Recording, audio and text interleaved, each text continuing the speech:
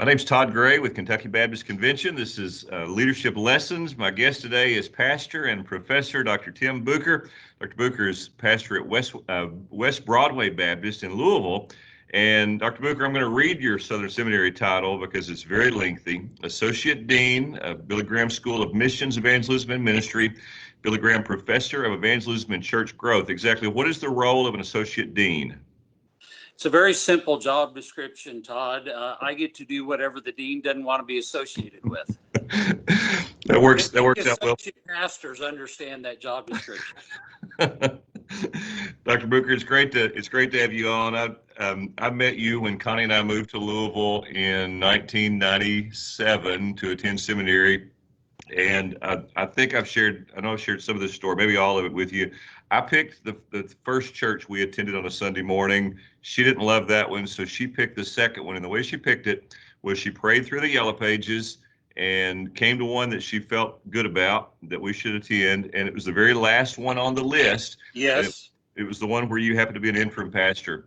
And we met. You invited me to come by your office. You were very gracious. And as a result of that and meeting you, I want to take every class that you taught at Southern. How are you doing? How are things going? Doing well. We're back in class session this week, COVID and all, using proper social distancing. We've had to totally revamp the classroom structure. We're using very large classrooms, spreading students out 6 feet apart. So it's an interesting new adventure for us. Yeah, so you're in bigger rooms, and then the students are all over the classroom. So any additional precautions that Southern is taking to try and prevent an outbreak? Everyone has to have a negative COVID test before they can come back on campus. Temperature checks every day, wearing masks. I wear a mask on campus except when I'm teaching. They have built plexiglass shields for us, so if students want to throw rotten tomatoes at us, we're protected from that by this plexiglass shield. So we're able to take our mask off as we lecture, but students wear their masks during class. Well, yeah, it's a different day. Well, also at church. So what do services look like for you at West Broadway right now? Well, we have gone back to limited in-person services, again, with proper social distancing. We have our sanctuary spaced out. The past 2 Sundays, we've had individuals sitting in the choir loft, whether they can sing or not, but that's an open spot where they can sit. And so far, that's gone very well. We continue to do our online services and have many joining us that way, but it's been so good just to be back, even with part of our congregation. Have you found a way to connect with people online, Dr. Beougher, who are not a part of your congregation, and even interact with those who are? Well, we have tried to do that through our Facebook links, having people fill out a card, in essence, a virtual card, to be able to do that. Seeking to follow up with people. We're using the telephone far more now than what we ever have in terms of ministry. Yeah. And it's amazing that we've all rediscovered that you can actually talk through these things and communicate with people. Yeah, my kids still haven't figured that out. They still think it's only a texting device, but I would rather talk than text.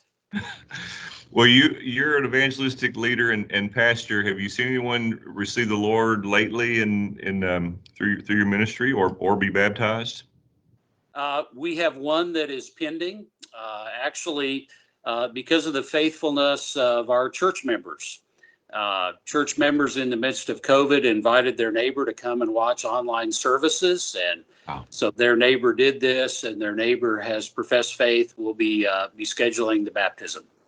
Dr. Beougher, I haven't seen anyone do this yet. I know of a pastor in West Kentucky that's doing it. He does an online devotional every morning at 7 o'clock in the morning, 10 to 15 minutes of prayer time, and then devotional.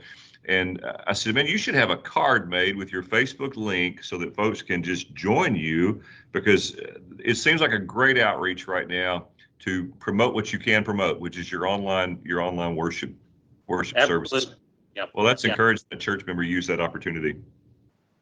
Any surprises? Everything's a surprise for the last 5 months, but any positives that you've seen from the COVID time and how we're doing things differently?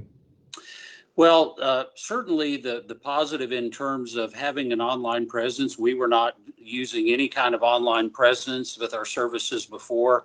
And I realized the stats simply because somebody clicks and views, they may look at me for 2 seconds and decide no way and move on to something else. But we have regular viewers all across the United States, literally all over the world.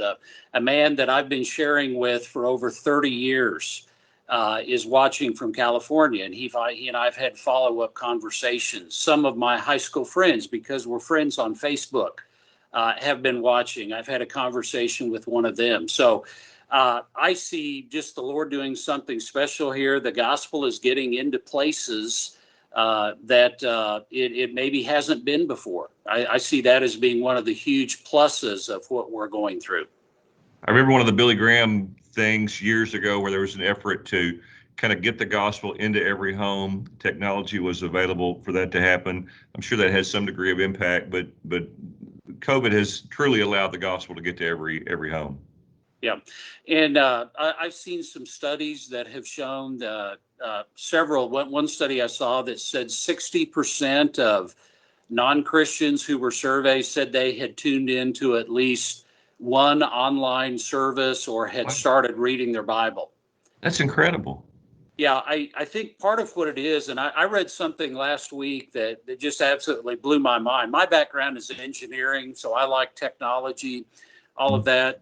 There is in Futura magazine, they were talking about how robot manufacturers who are, making robots to try and take over a lot of the menial duties, they have realized there's a huge market if they make their robots socially, where they can have social conversation, because people are so starved simply for basic conversation. So they're programming their robots when the person comes in. How was your day?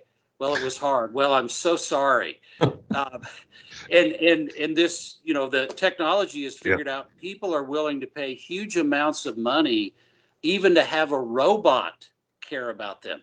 That's one of the things I think COVID has exposed is the raging loneliness in our culture. And, I remember hearing a story about a year ago from out of England that there was some sort of a minister of loneliness that was put in some sort of an office to address that very issue in England. Well, let's talk about leadership. So one of the things that's unique about you, not only your great ministry, which I want to talk more about, but some of the folks that you've been around in ministry. The Lord's allowed you to rub elbows with some great leaders. So I'd like to mention some names of some folks I know that you're acquainted with, and just tell us anything that you've learned leadership-wise, whatever it is, about their example from this individual. So let's start with one that's recently passed away, J.I. Packer. Did he do a foreword to one of your books? He did. Yeah. Yeah. Go ahead. Yeah. What's something that stands out about J.I. Packer as a leader, or just as a Christian, someone in Christian leadership? Yeah, I had the privilege of having Dr. Packer as my professor and then my PhD supervisor. And there are many different things I could share, but probably the highest compliment that I could pay Dr. Packer, all of us understand that people look better at a distance. That's true about every leader. And one of the things that people have to deal with is when they actually meet one of their heroes and they discover that person has flaws, has feet of clay, it can be very disheartening. I'll just say this about J.I. Packer. The more time I spent with him, the more deeply impressed I was with his walk with God. Wow. Absolutely brilliant. I had the opportunity to interview his doctoral supervisor at Oxford, Jeffrey Nuttall, who taught at Oxford for almost 50 years. He said, James Packer was the most brilliant student I ever had. So that's pretty good brain power when a professor at Oxford says in almost 50 years, you're his best student. But Dr. Packer lived as a humble child of God. He wanted to know God. He wanted to walk with him. And that was so encouraging to me that the closer I got to him, certainly he was not perfect. Sure. No person is, but he was real. He was genuine. Wow. And finished well. Another one is Robert Coleman. Dr. Coleman, an incredible man of God. author of Master Plan of Evangelism, just a real heart for discipling. And he met me at a Texas evangelism conference all the way back. Let's see, this would have been 1985. And Dr. Coleman claims he's a good judge of character. We'll see. But he sized me up pretty quickly, said, I want you to come study under me at Trinity. So I had the privilege the following year of going to Trinity Divinity School. He had just left Asbury Seminary to go to Trinity Divinity School and doing a THM under Dr. Coleman, and then also serving with him for 6 years at the Billy Graham Center at Wheaton College. One quick anecdote, and this is a great leadership lesson for Dr. Coleman, is how to deal with criticism.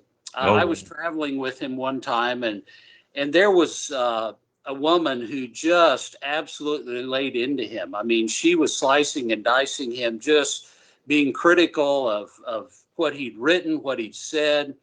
And I'm getting ready to defend my mentor and my professor. And Dr. Coleman just stopped and he said, ma'am, you don't know the half of it. He said, I have holes in my life you could drive a truck through and not touch either side. But I so appreciate your concern. Would you just pray for me right now? Oh, my goodness.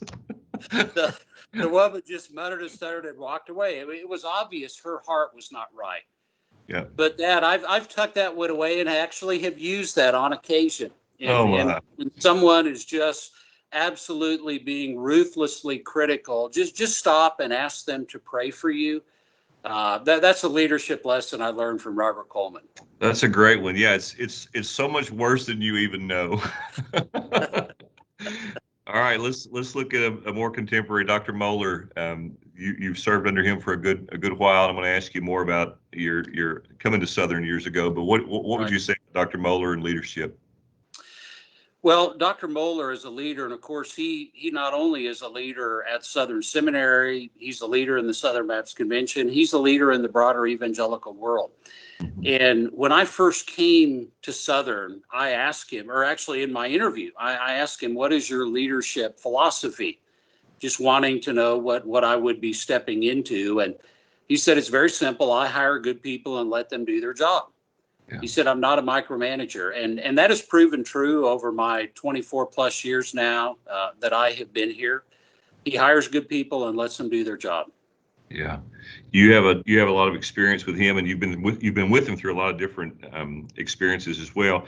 Billy Graham, I've seen your picture with Billy Graham. Yeah, Billy Graham, absolutely his humility and walk with God. I had lunch on one occasion with John Courts, who at that time was the CEO of the Billy Graham Association, and I've been working with them for a few years. And Dr. Courts said, now that you're on the inner circle, I think it's probably time. Would you like to know Billy Graham's secret? Well, of course, I smiled and I said, certainly, Dr. Courts, what is Billy Graham's secret? And John Courts said, Billy Graham's secret is he doesn't know he's Billy Graham. Yeah. I've never heard it expressed any better than that. Billy Graham, in spite of being with kings and presidents, world leaders, most famous evangelist, most famous preacher, he always saw himself as a North Carolina farm boy. He was utterly amazed that God had done this and allowed him to do what he did in his life. And so that aspect of genuine humility, in fact, I don't share this often, but in this context, I will. The very first time I met Billy Graham, I was a new professor at Wheaton College. He had come there to look at the museum and the Billy Graham Center to make recommendations. And when he met me, he shook my hand and he said, I so wish I could come and study evangelism under you. Oh, my. You understand what Peter meant, Lord, you shall never wash my feet. I mean, what could be more ludicrous in the world than Billy Graham said he wanted to come study evangelism under me? But here was the thing, Todd, he meant it. Yeah. He went on to say, I've never had a class in evangelism. He said, wow. I've just had to figure this out all on my own. In fact, he was an anthropology major at Wheaton. He wasn't even a religion major. So that just shows Billy Graham's genuine humility. Yeah. Well, and as you said, all leaders have feet of clay, and yet the Lord uses leaders. In fact, our mutual friend, I don't know if I can find this real quick, but Mark Bishop just put this out. You know Mark I well. love Mark. Mark is a blessing. He made this statement on social media. If I can pull it up. When God put a calling on your life, He already factored in your stupidity. I love that. Most comforting thing I've heard in years is And what it said. I could see Mark say that. Yes.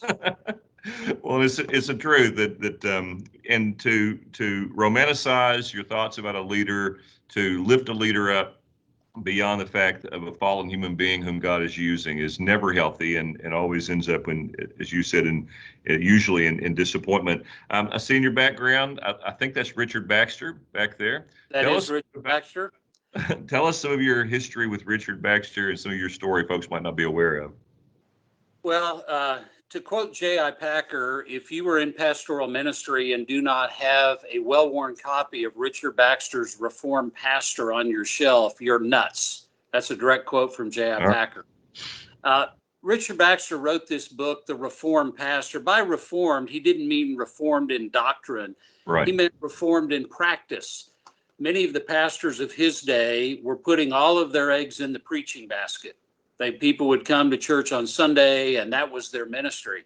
And Baxter, in a sense, rediscovered what we would call personal evangelism. Well, he called it personal work. And he made a commitment to visit every single person in his parish at least once a year, sit down with them and inquire about the state of their soul. Wow. Now, he was considered the greatest preacher of his day in England, but he tells the occasion that set him on this new ministry course. There'd been a man that had been in his church almost every Sunday for 10 years. Baxter happened to encounter this man out in the marketplace, just began asking him questions about his beliefs. And Baxter said, this man couldn't tell me anything about who Christ was and what he had done. And Baxter said, I'd been preaching it to him for 10 years. So Baxter said, I took 30 minutes and explained to this man. And he said, I was able to do more good in that 30 minutes than I had in 10 years of preaching. Now, he goes on to say, preaching is still God's most excellent means. He was not in any way diminishing the preaching role, but he realized the importance of personal conversations, what we would call personal evangelism. And that's really what the book, The Reformed Pastor, is about. How do you go about this personal work? Mhm. So, Dr. Booker, you did your dissertation on Richard Baxter. What made you want to study him and study his life? Was it that book or something else that you discovered? Yeah, well, two things that really intersected. One thing, and this is what I encourage current PhD students to study: pick something that's going to excite you. Pick something that's going to get you out of bed. Doing a dissertation is hard enough, even when it's the subject you enjoy. If it's one you don't, you'll just never do it. So I'd been searching for that topic, and I was assigned Richard Baxter's The Reformed Pastor in a theology class. If you've seen the cover of that book, it shows the older Baxter, this dour Puritan-looking guy. I didn't know anything about him. I didn't know anything about the book. I honestly thought it was going to be the worst book I'd ever read in my life. I had zero expectations about it. In fact, to show you how I normally am not a procrastinator, I do my work ahead of time. I waited until the weekend before the book review was due to even sit down and read the book because I was so dreading it.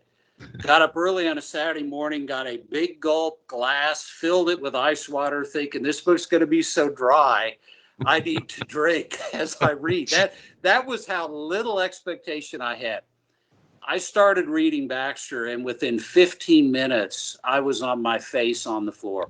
Well, He starts the book by talking about personal oversight of ourself and the pastor's inner heart. And just like a surgeon, he began to slice and dice and look at motives and all of this. And by the time I finished the book, I had repented 1,000 times of the approach that I gave to the book. And finishing reading that book, I said, this is the man whom I want to study. I want to sit at this man's feet day after day as I'm writing my dissertation. And I did. And Baxter has that kind of effect on people. What are a couple of things that you can see a direct impact in your own life from studying Richard Baxter? Something you learned from him, a practice, or just something that has impacted you and stuck with you? Yeah, I think what was already mentioned, that we just can't put all of our eggs in the preaching basket. Yeah. Preaching is important. It's vital. We need to do it effectively, but we also need to have those personal conversations with people. I think the other factor, when Baxter was in his 30s, he was told that he was going to die. He was coughing up blood. Now, even today, that's not a good symptom. But back in the 1600s, where you don't have x-rays, you don't have penicillin, you cough up blood, the doctor says, prepare to die. So Baxter did prepare to die. He went to the home of a friend and just began to meditate on heaven. He didn't die. He lived almost to the age of 76. But he wrote out of that a book called The Saints' Everlasting Rest, which is just reflections on how understanding heaven and eternity fuels our mission here. We have the expression in our culture, oh, he's too heavenly minded to be of any earthly good. Baxter would say, no, unless you're heavenly minded, you won't be of any earthly good. And so Baxter wrote, and you've probably heard this quote cited by others, but Baxter wrote that, realizing I was about to die, I made sure that every time I preached, I would preach as if never to preach again, as a dying man to dying men.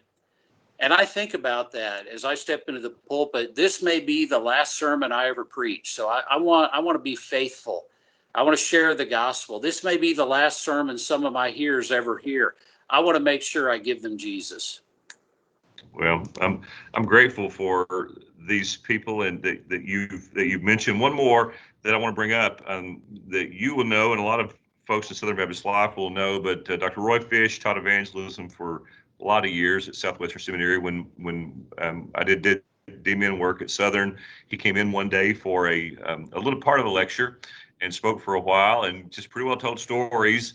One story that really stood out to me was the person that he felt like he should have witnessed to, that he didn't, and the man, a neighbor, and he died, and ended up writing a letter to that person, just trying to, I guess, personally reflect on that action. Anything about Dr. Fish that impacted your life? Yes, he was a mentor of mine. Passion is the first word that I think about when I think about Roy Fish. But talking about stories, the story that I probably reflect on most often, and if not every week, certainly every month, he tells of preaching in New York City. He was preaching revival services in Manhattan. He had just finished on Wednesday night. He'd done Sunday morning, Sunday night, Monday, Tuesday, Wednesday, meetings all day long, counseling with people. Wednesday night, he finished. He was exhausted. He went back to his hotel, just wanting to crawl into bed. And as he got to his hotel, he stepped on the elevator. There was a man on the elevator reading a newspaper, having the newspaper up in front of his face. And Dr. Fish said, I felt the impression from the Lord to witness to this man. Dr. Fish said, I argued with the Lord. I'm too tired. I'm exhausted. I've worn out. I haven't had a break in 4 days. I'm too tired. And he said it was as if the Lord whispered back to him, Roy Fish, too tired to tell somebody about Jesus? Really? And Dr. Fish said, he whispered back to the Lord, Lord, I'm tired, but I'm not that tired. And so speaking through the newspaper, this man still has the newspaper up. He said, sir, I have some good news for you. You won't find in that newspaper. The man lowered the newspaper and said, yeah, what's that? He said, well, it's news about God and how he loves you and how he wants to care for you. The man said, I could use news like that. They ended up stopping the elevator, going back down to the lobby. And after studying the scripture, Dr. Fish led this man to Christ. That story encourages me because as we get weary, and particularly in COVID kinds of situations, we're just tired, we're weary. And it's easy to make that excuse, I'm just too tired. Yeah. Well, that's an incredible story, but it also highlights kind of the spiritual warfare element of evangelism. That there's also an enemy that's trying to communicate with us. Just keep your mouth shut, go on with your business. Yeah, Yeah, absolutely. And there are times like that where in my life where the Lord has more than subtly rebuked me. Remember one time getting on a plane, and I know you've never done this, but I have, being so tired, just praying the person next to me won't want to talk. Hmm. I just want to sleep. Got on a plane one time, a woman is reading a book, The History of the Bible. And I'm like, okay, Lord, I get it. Now, I assumed mistakenly that meant she was a believer. So I asked her, I said, oh, that looks like a fascinating book. She said, oh, it is. And I said, so you know a lot about the Bible? She says, I don't know anything about the Bible. I've never read it. I saw this book and thought, hey, I ought to learn something about the Bible. That's why I'm reading it. So that was just the Lord with a sense of humor saying, okay, you don't want to talk, but here's someone who needs to hear about Christ. And I had the wonderful privilege of sharing the gospel with Susan while she held that book, History of the Bible, in her lap.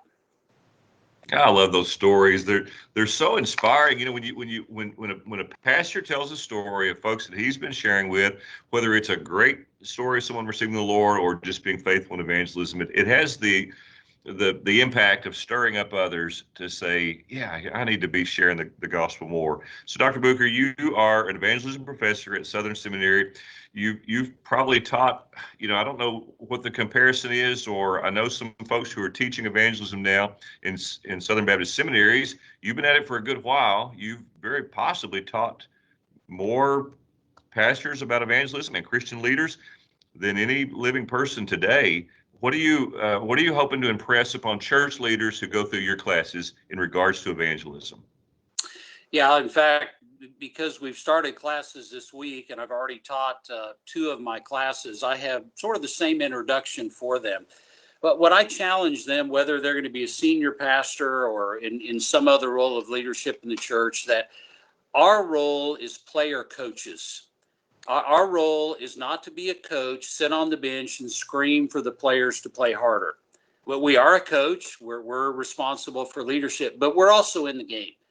And as I've shared with two of my classes already this week, you do not have to be the greatest personal evangelist to lead your church in evangelism, but you got to be in the game. You've got Yeah. to be sharing. You've got to be seeking to model for others what it is that you're asking them to do.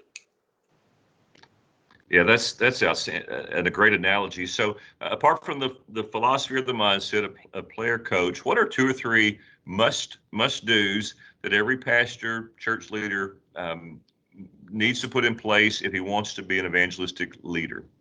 Yeah.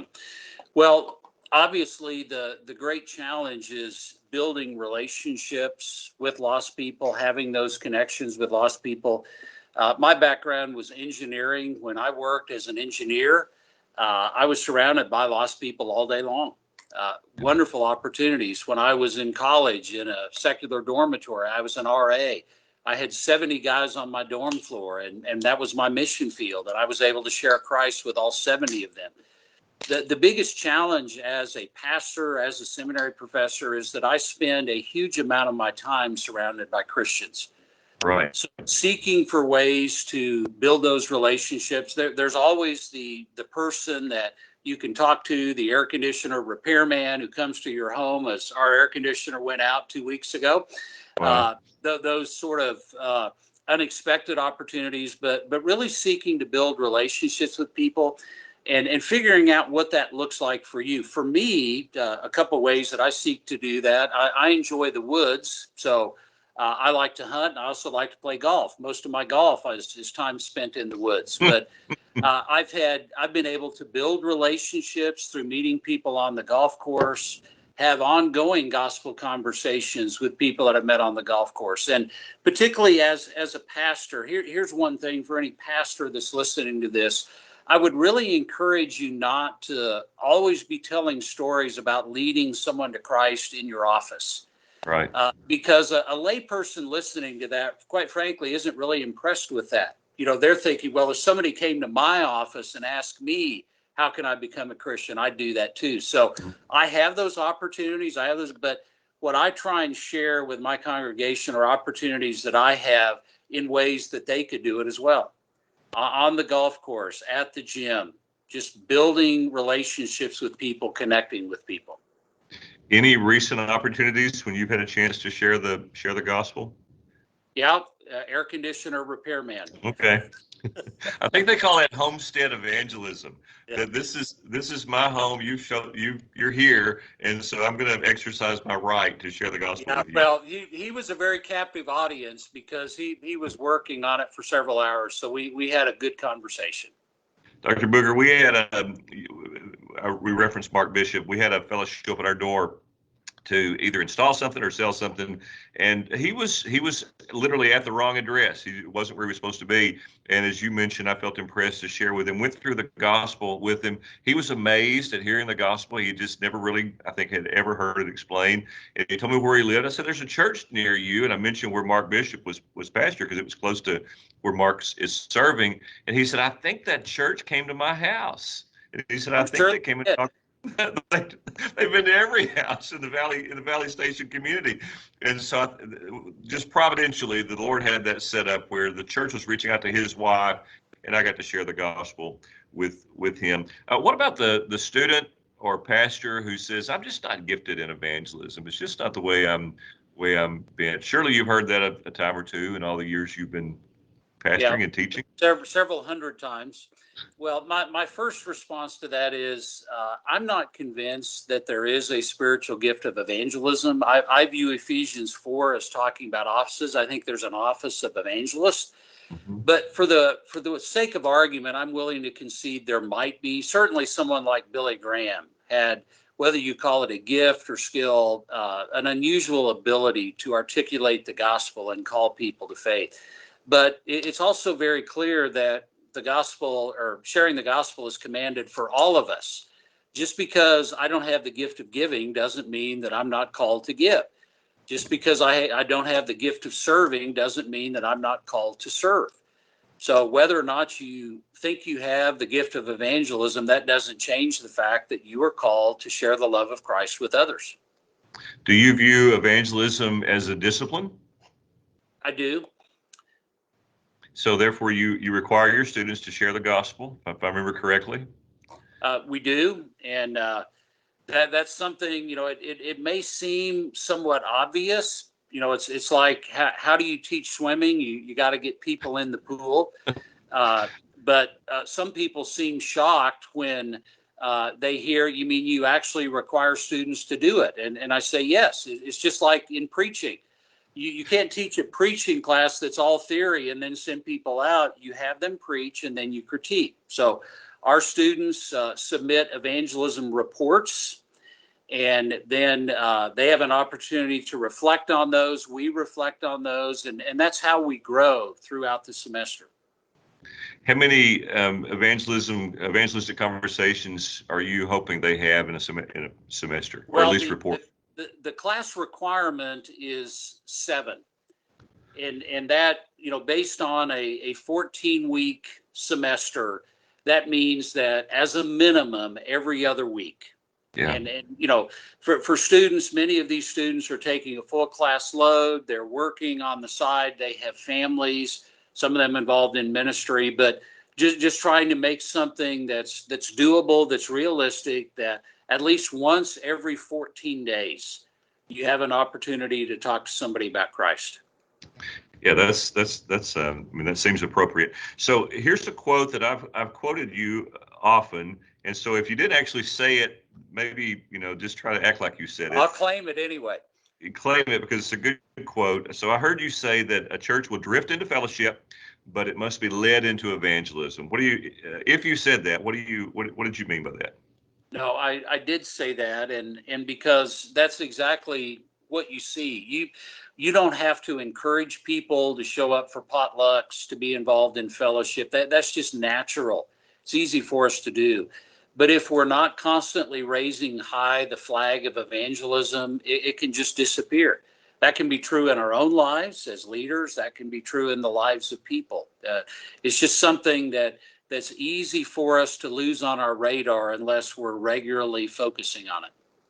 And so you talk about that a lot as a pastor. I think you also offer training regularly. I think you all offered 3 circles training last year or at some We point did. Yep. in your church. Anything else that you do to kind of keep evangelism front and center to for the congregation? Well, obviously, seeking to share the gospel each week as I preach, and that just reinforces it for the church members that, they're hearing it again, and then as they have an opportunity to be able to share it, providing tools for individual tracks, other tools to be able to, for them to be able to use in their own context. Actually, even as we're speaking right now, we have an outreach team from our church going out and visiting newcomers to the community. Oh, We talked about Mark Bishop, doing this, and I have to confess here, this is actually something where my sons-in-law, Will McCartley and Colin McCullough, who are pastors at Farmdale Baptist Church, they started visiting people in their community a month ago. Yeah. They didn't call and ask their father-in-law, who's a professor of evangelism, would this I love it. Yeah. In fact, if they had, I would have told them, no, it's too soon. In a COVID world, people don't want strangers coming up and knocking on their door. Well, they didn't ask me, fortunately. That's the assumption, but not necessarily correct. That's the assumption. Well, so they started doing this, and the first afternoon, my son-in-law Colin had the opportunity to share the gospel with 3 people. Wow. And the point was, people are so starved for human contact, for somebody to talk to, that they had someone knock on their door. They came out and they stood on their front porch, properly social distance, or out on their lawn, and had these conversations. Again, this is where the expert would have said, no, don't do this. So our church is reengaged. This is week 2 for us, going back out. So we've got a team right now. We use the blesseveryhome.com website. Yep. Any newcomer in the area surrounding our church receives a visit. So we have 4 church members right now going out and visiting newcomers in the neighborhood, even as we're speaking. Dr. Beougher, I love it that you are doing that. That blesses my heart. That's worth the price of admission. You wrote a book called Overcoming Walls to Witnessing, and there are barriers to evangelism. What are some barriers that current culture, feel free to take COVID into account, some barriers, some walls that the world is putting up to our evangelism right now? What do you notice? Well, I think the whole aspect of tolerance is being lost in our culture. The current thinking is, if you don't agree with me in everything I think, say, or do, then you hate me. Yeah. And so that whole cultural climate is a difficult one. As we're seeking to share truth with people, I had a student ask me that question in class on Monday night. Yeah. And my response to that was, Ephesians 4:15 is still our model, speaking the truth in love. Mm-hmm. We don't back away from the truth. It is the power of the gospel that saves, but we seek to convey that through love. So I think our whole cultural tone right now, that you are being judgmental of me, you hate me if you don't agree with me fully, that I think is giving a lot of people pause in terms of sharing the gospel with others. What about from inside the church? What barriers to, apart from the normal ones of I'm awkward, I'm nervous, are there any new barriers that you're seeing coming from the church about evangelism? I don't know if there's anything new, like Solomon. There may be nothing new under the sun. I think one of the ongoing one is what I call the barrier of introspection. We think, well, I can't really share with my neighbor because I haven't exactly lived the best Christian life in front of them. And I need to make sure that I'm giving a perfect picture of what a Christian looks like before I can ever witness. Well, if we have to wait until we've achieved spiritual perfection, we'll never witness. Right. All witnessing is done by those of us that are still in process. Yeah. I think that's an ongoing challenge. That's good. Well, you also taught preaching at Southern for a long time. Do you still teach preaching? I do not. The seminary administration has thought better of it. The first preaching class I had at Southern, you were the professor. I loved the class. What were some of the most common preaching mistakes that you noticed in younger, less experienced preachers? What were things that you saw them doing? Well, the immediate one was they would try and take all the material that they had studied and put it in the sermon. You may remember this quote from preaching class because I share it in every preaching class. John Henry Jowett, the great New England preacher, said the quality of a sermon can be measured by the size of the discard heap. In other words, if you don't discard some of the material you've studied, it's probably not a very good sermon. So you study much more than you can share, then you narrow down what's going to be most effective to share. The other thing I think is most introductions are far too long.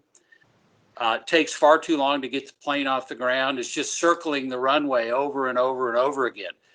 Spurgeon, actually, in his book Lectures to My Students, talks about how the introduction of a sermon ought to be like the porch of a house.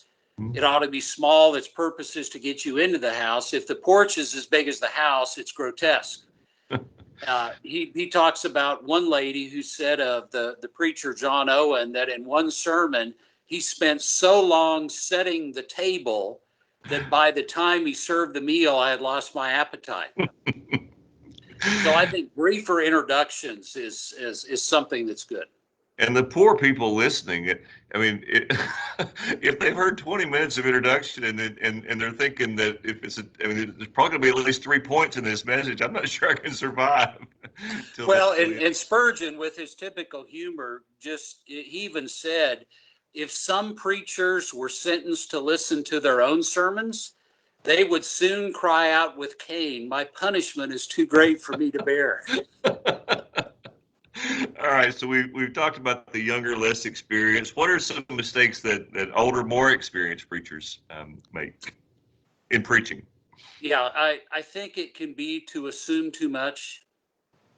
You know, we talk about putting the cookies on the bottom shelf, and you know, I've never really liked that analogy, but I get it what it's talking about. We need to explain things. We need to not assume on the part of our hearers this deep biblical background and knowledge. So simply explaining things. I preached from Joshua chapter 4 a few weeks ago, the stone of remembrance. I explained what an Ebenezer was.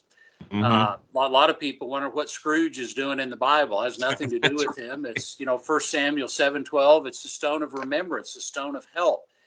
And so I think we assume the longer we've been at this because of our Bible knowledge that everyone sort of understands things the way we do.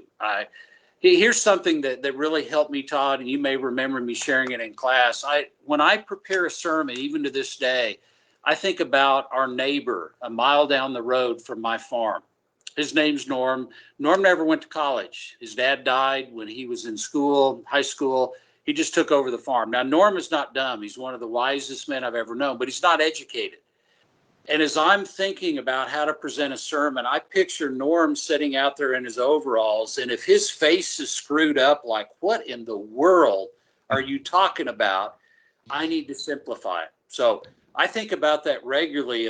What I'm sharing, if Norm's nodding his head, he's getting it, then everybody is getting it. That's so helpful. You use a lot of stories in preaching, illustrations. Obviously you think that's valuable. There seems to be a mindset today that thinks that's maybe not so valuable. What's your response? Well, again, to quote Spurgeon, he said, illustrations are like windows. They need to be placed where they let the light in. And sometimes having an illustration, for example, in the morning devotion that I shared, I'm not doing a video devotion every day. People don't want to see me every day, but I am sending out an email devotion to all of our people. So this morning, 1 Thessalonians 5, pray without ceasing. And trying to explain what that looks like, I shared the illustration in my devotion of when someone has a hacking cough. When you have a hacking cough, it doesn't mean you're coughing 24 hours a day, but it means you're only a millisecond away from coughing. It's right there.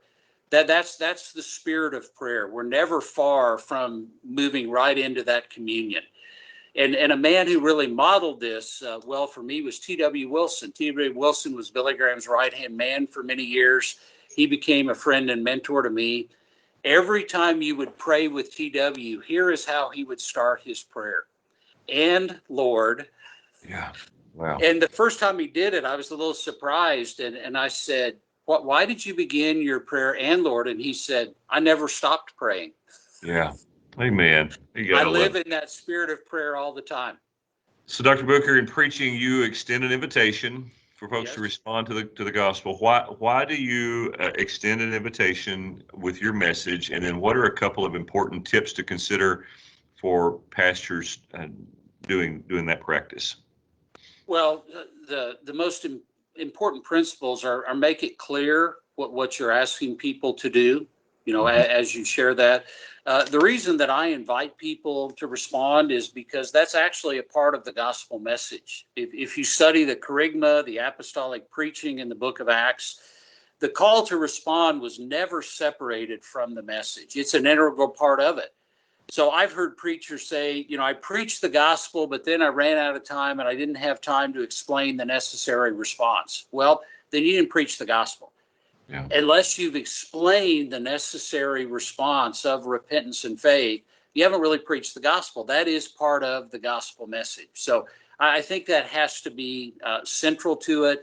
Explaining it in terms so people can understand, again, making it clear. Yeah, that's thank you for being clear on that. A lot of pastors are dealing with burnout and fatigue right now. 5.5 months of COVID, experiencing things they just never imagined. Some are just plain tired, and some really are experiencing burnout. Has burnout been a part of your ministry experience? It has, and at different points, and Yeah. certainly in COVID, I think all of us, regardless of where we are feeling the extra weight of that. I think having self-awareness, having people around you that I remember my wife telling me one time years ago as I was approaching burnout, you're not as fun to be around as you used to be. Yeah. That was a very telltale sign that Sure. I'm doing too much. So I took my first vacation in the midst of COVID a few weeks ago. Went out to see my dad. He'd been in an auto accident, needed some assistance around the farm, and so just having those breaks. Something else that I'd encourage people to do is listen to your body in terms of sleep. Mm-hmm. For years, I've gone on 6.5 hours of sleep. That's just what I did. But more recently, I'm finding I need 8 hours of sleep. Yeah. Just the wear and tear that we're going through right now, our body needs more time. And instead of trying to fight that, if I get up after 6.5 hours, I can function during the day, but it's not at peak capacity. I'm better off to sleep that extra hour and a half. I'm more productive throughout the day into the evening. Well, and the way you find that out is just don't turn the alarm on one morning and see That's right. how long And your you need to your sleep. body tells you. Yeah. It will And clearly see, let. a few years ago, I never had to set an alarm because I would wake up at 6.5 hours like clockwork. That's not true anymore. I Yeah. think the other big thing is exercise. We're busy. COVID has added some new things to our plate, but I really try and carve out that time. I spent an hour on the stair mill machine this morning at the health club. You just climb one stair after another. It's rather monotonous, but it gives you a wonderful workout. And I found that, again, when I do that, my body thanks me for it. It helps eliminate stress and then helps to deal with the stress that comes. Dr. Booker, we haven't talked about anything controversial yet, so let's talk about politics. I don't want to know who you're going to vote for or who you did vote for, but this will be helpful to pastors. How do you help a church in the silly season that we're in right now when politics they're not just divisive, it's destructive in many ways. What's your approach to dealing with these? I'm looking at two masks on a picture right now. One is a face mask. This came from Kevin Ezel, Sin Relief. But one's a face mask of Trump 2020. The other one is Joe Biden for president. These are face masks. Right. Um, how are you helping your church, or what do you recommend regarding politics, period, and pastoring? Well, here's my basic principle. I have never shared, nor will I ever share with any church member where I stand politically. who I vote for. I think that's something separate. Now, I will speak to moral issues and will address those, but I am completely nonpartisan because I realize I have people in my church and I have people I'm trying to reach that are from different political persuasions. And I just refuse to let that be a stumbling block to the gospel. If they stumble over the cross, so be it. But I don't want them to stumble because, particularly in the heated environment that we're in, because I'm pushing one candidate or another. I think I've done that pretty effectively over the years. Years ago, I went on a mission trip to Thailand. I bought a beautiful silk tie, and it happened to have elephants on it. I didn't even think anything of it. And came back and I wore that to church, and a woman met me afterwards, and she pointed at my tie and she said, "I always thought you were a Republican."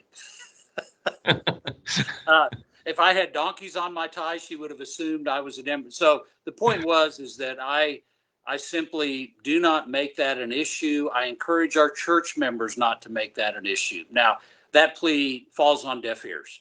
Sure. And I understand both sides of politics right now feel like this is the most important election in world history. And, so there's a lot of tension in the air, but I completely stay away from that. That's between me and the Lord in the ballot box. I'll speak to moral issues, but I'm not a partisan because I'm trying to reach people regardless what their political party is. So whether it's politics or just the current, it seems like everybody's angry right now about something, and even Christians are falling into that. Unfortunately, we're finding ourselves kind of mixed up in that. I remember hearing you say you've done several interim pastorates along with pastoring, and I think I heard you say that you would oftentimes preach from Philippians because usually a church in interim needed to talk about unity. Are you continuing to address unity in your current setting? Are you feeling the need to do it? And if so, how are you approaching unity in this environment? Yeah, always so. And if you were able to step into one of our deacons meetings or one of our leadership meetings, one of our church council meetings, you would hear me say each time, let's continue to work hard for unity in the body. That's my first prayer for our church family every day. Satan is a divider. Yep. And always wants to bring disunity. If he can get a church to fight each other instead of fighting him, he's won. So I speak to that. I try and model that. That's constantly in my prayers. And my people hear me say that over and over and over again. We need to protect unity in the bond of peace. And by God's grace, he's allowed us to do that at West Broadway. I realize that's one day away from all falling apart. Yep. But unity is so vital and so important. Not uniformity. We can agree to disagree on other things, but the central things, we're united. And it doesn't mean that we don't have issues that need to be addressed and that we have a way of addressing them, but we choose to remain a family. Dr. Beougher, I'm looking at another picture, and this is you, and it looks like a grand boy on an old John Deere tractor. Is that your recent vacation that you're talking about? Yes. Yeah. That's my grandson, James Timothy. After 10 grandchildren, I finally got my namesake. So congratulations. James Timothy got to sit on that tractor just as I did years ago. My grandfather actually bought that tractor. So somewhere there's a picture of me sitting on my grandfather's lap on that tractor. And now we're sort of continuing that tradition. Oh, that's incredible. Well, last question or last two questions. One of these days, you're gonna retire or be promoted home. What do you hope that students who've been through your classes will remember about you and your classes? Well, I think just that the gospel has to be above all. That we have to, by all means possible, get the gospel to people. Something that I've really been emphasizing in recent years is just the phrase, never say no for someone else. Yeah. I've done that before in my ministry where I've stopped sharing with someone just assuming they wouldn't be interested. So I hope that people would be able to look back and say that I lived what I taught. That to me would be probably the highest accolade. Not perfectly. We can all talk a better game than we can walk, but I want that to be as close as possible. And then for your children and grandchildren, what do you hope that they will remember about you and say about you after your time here is finished? Well, we have a great time with our family. We love to laugh together, and I think they're going to remember the laughter, sort of the principle, take God very seriously, but don't take yourself very seriously. Yeah. So we have the privilege of pouring into our 5 children and now into our 10 grandchildren. And I think if you were to ask them, they would say they knew that they were loved and that we don't take each other very seriously. Yeah, that's so good. Well, Dr. Booker, you've been a blessing in my life. From the first time I met you, I took every class that I could under that you taught at Southern while I was there as a student. Andy McDonald and I had the privilege of doing the Kentucky Blizzard tour with you at the back We of did. a van. Bob Patterson and I had lunch today. We were reminiscing about that. Well, then he'll be trying to. It'll be Rob and Kenny Rager next time, and so that will be possibly even more exciting, even without the snow. You're blessing the Kentucky Baptist, the church you pastor, but also your work at Southern Seminary. So I want to just tell you how much I appreciate you and everyone who's any place we've had you speaking and teaching has been a blessing to those who participated. So thank you for your ministry. Would you do us a pleasure and pray for Kentucky Baptist pastors right now as we wrap up? Certainly. Yes. Let's pray. Father, even as Todd and I have been talking on this hour together, we're reminded that there are churches that are struggling right now. There are pastors that are struggling. What I think especially of pastors that were brand new at their church and then COVID hit, and they don't have the reservoir of experience and relationships built up to be able to handle many of these challenges. Lord, I pray especially for those pastors that you would give them great wisdom, that you would give them great grace. And Lord, I pray for our church members as well. As Todd mentioned, it seems like everybody is upset and angry. It doesn't take much to set anyone off. And I pray that you would help our church members to extend great grace to our pastors and to our staff. Lord, we always need wisdom, but it seems in this time we need an abundance of it. So continue to give wisdom to your under shepherds. Lead us and guide us as we seek to lead your people well. We ask it in Jesus' name. Amen. Amen. My guest has been Dr. Tim Beougher, pastor at West Broadway in Louisville, professor of evangelism at Southern Seminary. Next week, Willie McLaurin is joining us from the SBC Executive Office in Nashville. Dr. Beougher, thank you for your ministry and thank you for your time. Thank you, Todd. All right, take care.